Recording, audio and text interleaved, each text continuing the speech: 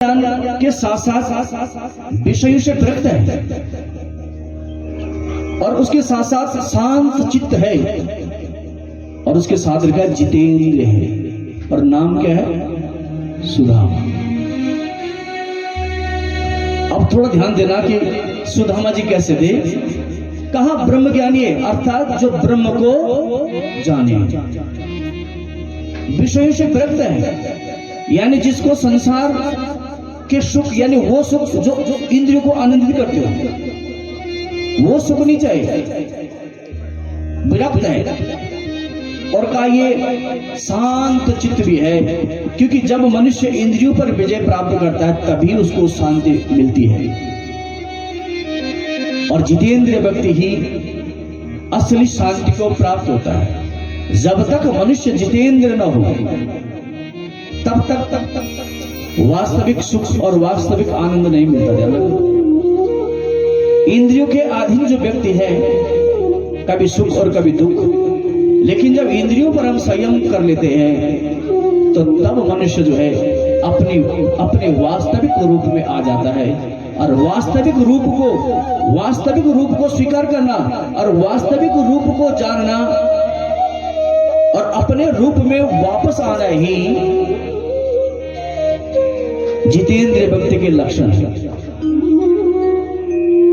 तो कहा ये ग्रस्त होने पर भी किसी प्रकार का संग्रह परिग्रह नहीं करते थे, मतलब इकट्ठा नहीं करते थे। प्रारब्ध के अनुसार इनको जो मिलता था उसी को ये स्वीकार करते थे और उसी में संतुष्ट रहते थे। इनका जो शरीर था बड़ा दुबला पतला था क्योंकि जीभ पर अंकुश था।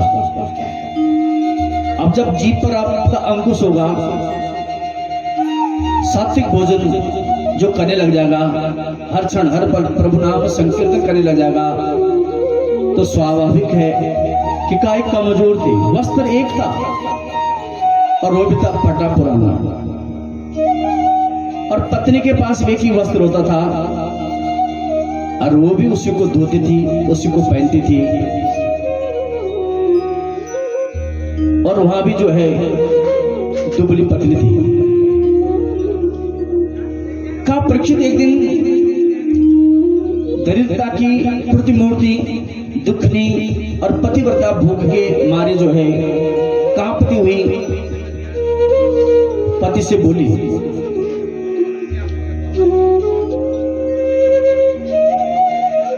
कि स्वामी आप बार बार कथा सुनाते हो और बार बार कथा में कहते हो कि लक्ष्मीपति जो भगवान श्री कृष्ण है वो मेरे सखा है।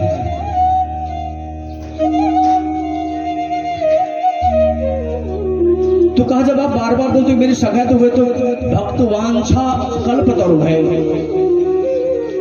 शरणागत वत्सल है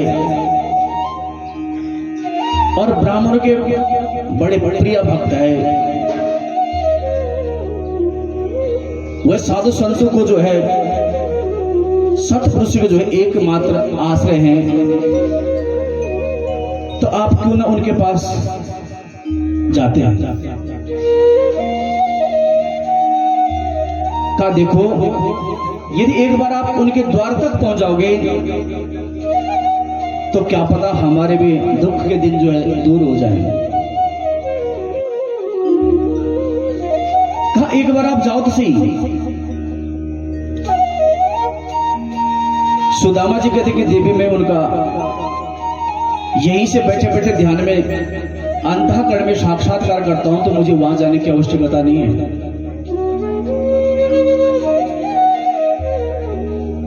कहा मुझे वहां जाने की आवश्यकता नहीं, यहां बैठे बैठे।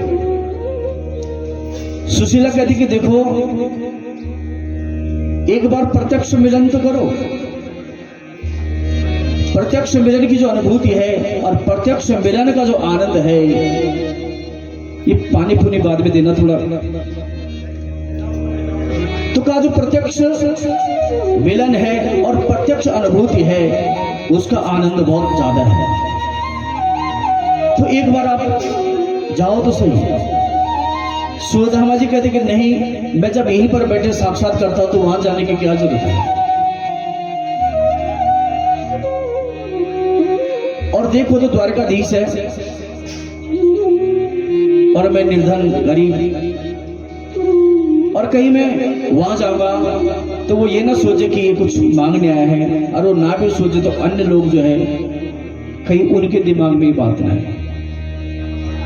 सुशीला कहती कि वो तो ईश्वर है और सब कुछ जानते हैं, आप जाओ तो सही। सुदामा जी बोलते कि नहीं, लेकिन जब ये बार बार विनती करते तो सुदामा जी को लगता कि इसने आज तक मुझसे कुछ नहीं मांगा जीवन में,